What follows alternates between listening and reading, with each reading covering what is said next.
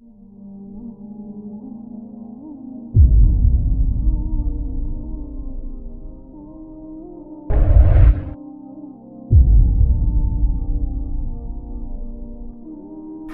نے تلوار کی دھاروں کے نیچے بھی سر جھکانا ہے، اور ہم نے تڑپتے جسموں کے ساتھ بھی سجدہ کرنا ہے، اور ہم نے زخمی جسموں کے ساتھ بھی اللہ کے سامنے رکوع کرنا ہے، اور ہم نے خون آلود جسموں کے ساتھ بھی رب کے سامنے کھڑے ہو کے آنے والی نسلوں کو پیغام دینا ہے کہ نماز وہ ہے جسے اس وقت میں بھی نہیں چھوڑا جا سکتا، تاکہ کوئی یہ کہہ نہ سکے میں کیسے پڑھتا، میری جاب تھی میں کیسے پڑھتا، میری آنکھ نہیں کھلتی میں کیسے پڑھتا، میری عادت نہیں۔ اللہ کی قسم یہ جنتی نہیں تھے، جنت کے سردار تھے، صرف جنتی نہیں تھے، جنت کے سردار تھے، صرف جنتی نہیں، جنت کے سردار۔ اور یہ سرداری کب ملی؟ محنت کے بعد نہیں، پہلے ہی ابھی ماں کا دودھ نہیں چھوٹا تھا کہ میرے نبی نے فرمایا حسن حسین جنت کے نوجوانوں کے سردار ہیں، اور ایسا پیار تھا کہ دونوں کو عرب سردار بچہ اٹھانا اپنی ذلت سمجھتے تھے، بچے نہیں اٹھاتے تھے، سب کے سامنے پیار نہیں کرتے تھے، لیکن آپ حسن حسین کو یہاں اٹھاتے، پھر یہاں ہی نہیں اٹھاتے تھے، یہاں کندھوں پہ بٹھاتے، یہاں۔ اور ایک عرب بدو حیران ہو کے دیکھ لیں، یا رسول اللہ یہ آپ کیا کر رہے ہیں؟ مطلب یہ کتنی عیب کی بات ہے کہ آپ جیسا سردار اور یہاں بچوں کو بٹھایا ہوا ہے۔ کہنے لگا آپ ان سے بہت پیار کرتے ہیں؟ کہا ہاں میں ان سے بہت پیار کرتا ہوں، اور صرف میں نہیں کرتا، اللہ بھی ان سے پیار کرتا ہے۔ اور بتاؤں، جو ان سے پیار کریں گے اللہ ان سے بھی پیار کرے گا، جو ان سے محبت کریں گے اللہ ان سے بھی محبت کرے گا، اللہ بھی ان سے محبت کرے۔ پھر ہم نے دعا مانگی، یا اللہ جو ان سے پیار کرے تو ان سے پیار کر، جو ان سے بغض رکھے تو ان سے بغض رکھ۔ حسن حسین کی کشتی کراتے تھے، دونوں بھائیوں کی کشتی کراتے۔ ایک دفعہ دونوں کی کشتی ہو رہی اور حسین ذرا کمزور پڑ رہے تھے تو آپ اس کو شاباش دیتے، شاباش شاباش شاباش۔ تو حضرت فاطمہ کہنے لگی، ماں بھی بیٹھے تھے، کہنے لگی یا رسول اللہ آپ حسین کو شاباش دے رہے ہیں، حسن کو کیوں نہیں دے رہے؟ تو آپ نے کہا یہ جبریل میرے پاس کھڑا ہوا یہ بھی حسین کو شاباش دے رہا ہے تو میں بھی حسین کو شاباش دے رہا ہوں۔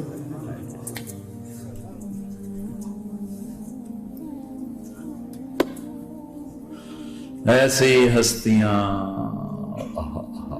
لیکن ایک سبق ہے، یہ ہونا چاہیے تھا تاکہ امت کو پتہ چلے کہ دین کتنی قیمتی چیز ہے۔ اور جی اللہ بڑا غفور اور رحیم ہے، میں نہ ہمیں ڈرایا کرو۔ ہاں اللہ بڑا غفور اور رحیم ہے، لیکن اس کا کوئی عدل بھی ہے۔ رات کا شراب پینے والا اور رات کو مصلی پہ رونے والا برابر ہو جائیں گے تو پھر یزید حسین کو ایک ہی جگہ بٹھا دو، پھر کربلاؤں کے لیے رونا چھوڑ دو۔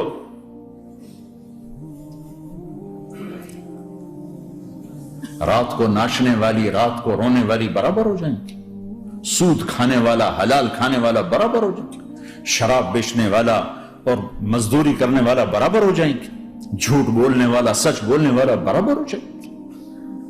افنجعل المسلمین کالمجرمین ما لکم کیف تحکمون ام لکم کتاب فیہ تدرسون۔ اس سے زیادہ واضح کیا بتاؤں کہ میرا رب کہتا ہے کون سی کتاب میں لکھا ہوا ہے کہ ماننے والا نہ ماننے والا برابر کر دوں گا؟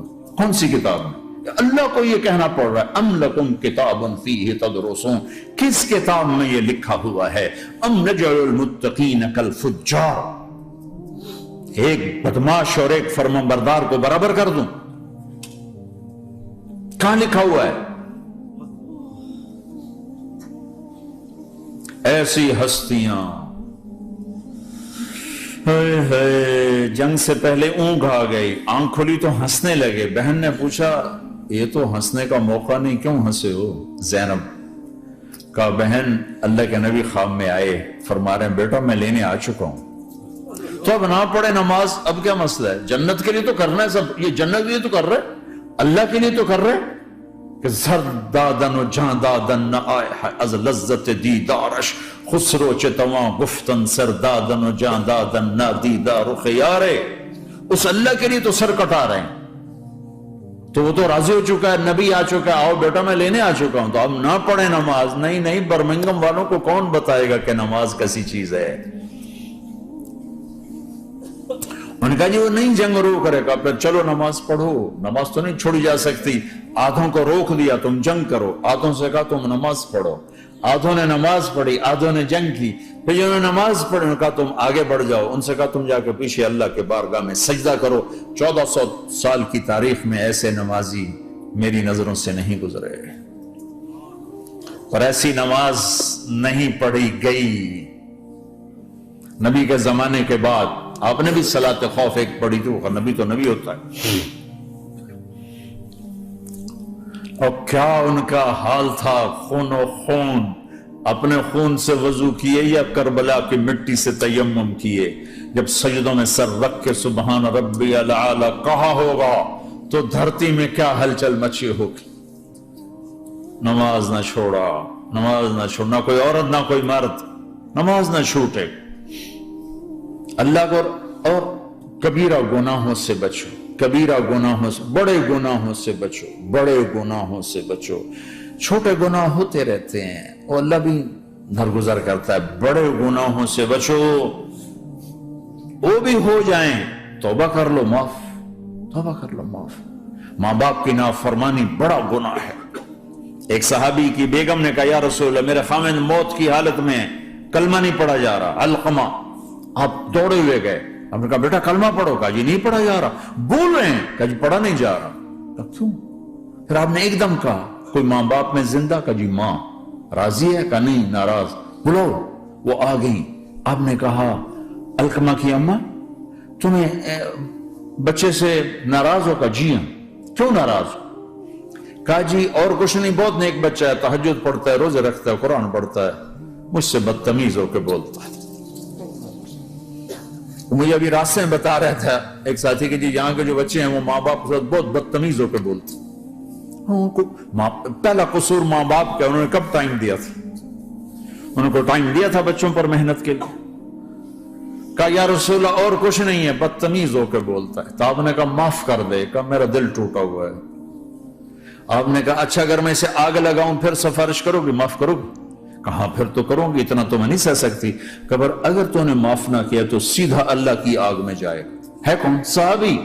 آپ نے کہا اچھا یا رسول اللہ میں معاف کرتی ہوں, میں معاف کرتی ہوں. تو آپ نے کہا بیٹا کہو لا الہ الا اللہ. تو اس نے کہا لا الہ الا اللہ, اور جان نکل گئی. پھر آپ نے اس کا جنازہ پڑھا اور اس کے دفن میں شریک ہوئے, قبر تک گئے. پھر آپ نے دفن کے بعد اعلان کیا جس نے ماں باپ کو دکھ دیا اس پہ اللہ کی لعنت, فرشتوں کی لعنت, زمین آسمان کی لعنت.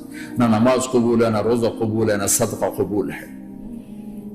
کبیرہ شراب سے بچو, نشوں سے بچو, جھوٹ سے بچو, جھوٹ سے بچو, جھوٹ سے بچو, جھوٹ سے بچو.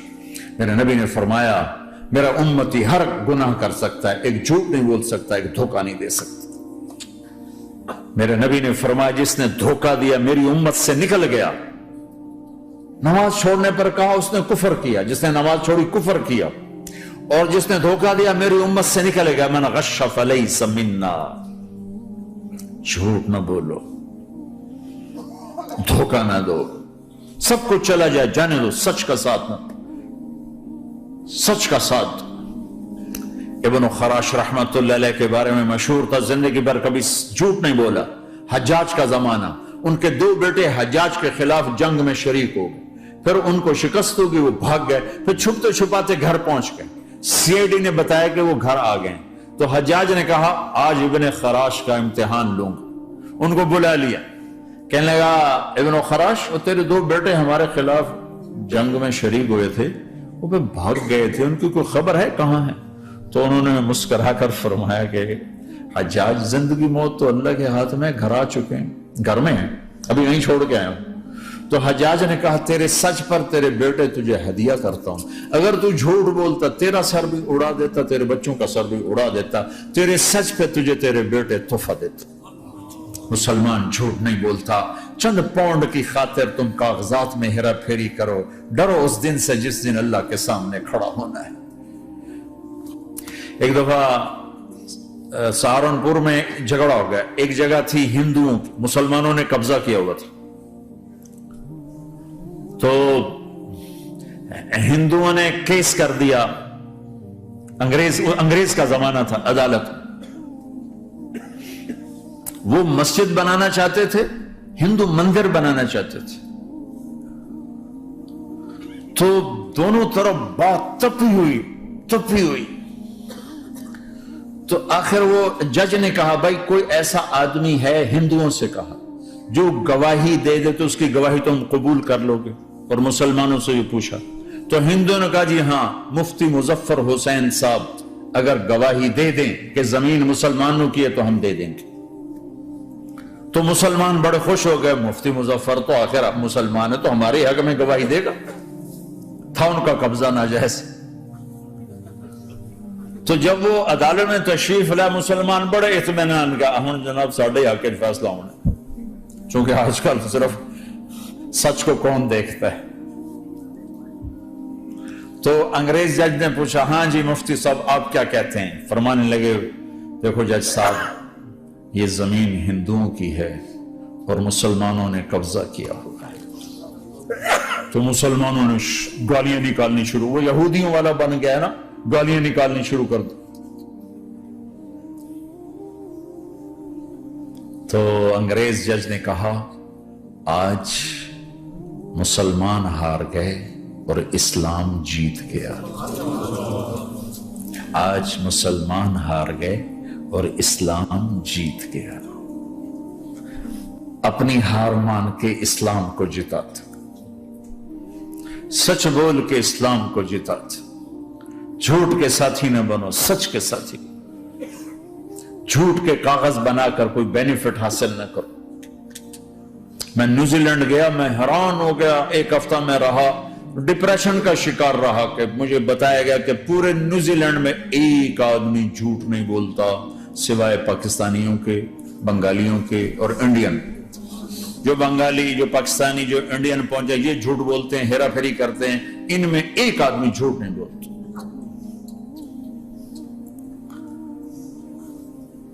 सच तो एक आलमी सिफत है। जो अल्लाह को नहीं मानता वो भी कहता सच बहुत आला चीज। और तुम्हें तो तुम्हारा नबी कह रहा है, अस्सिद्क़ युंजी वल कज़्ब युहलिक, सच नजात देता है, झूठ हलाक करता है। क्या अपने पेट से कपड़ा उठाना कि हरम बैतुल्लाह के अंदर जेबें कटती, बैतुल्लाह के अंदर जेबें कटती, और हाजी बेचारे कितनी दफा फरियादें करते हुए नजर आए कि जेब कट गई, जेब कट गई। बैतुल्लाह के अंदर, मस्जिद नबवी के अंदर।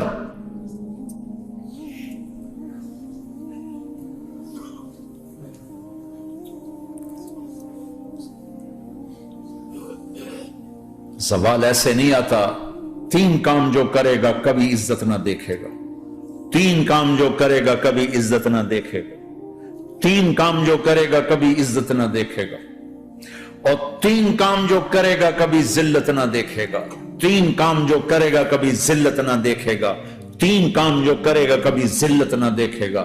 जो झूठ बोलता है, जो जुल्म करता है, जो धोखा देता है, जो झूठ बोलती है, जो जुल्म करती है, जो धोखा देती है, इज्जत के ख्वाब देखने छोड़ दे। जिल्लत मुकद्दर है, इस जहान में उस जहान।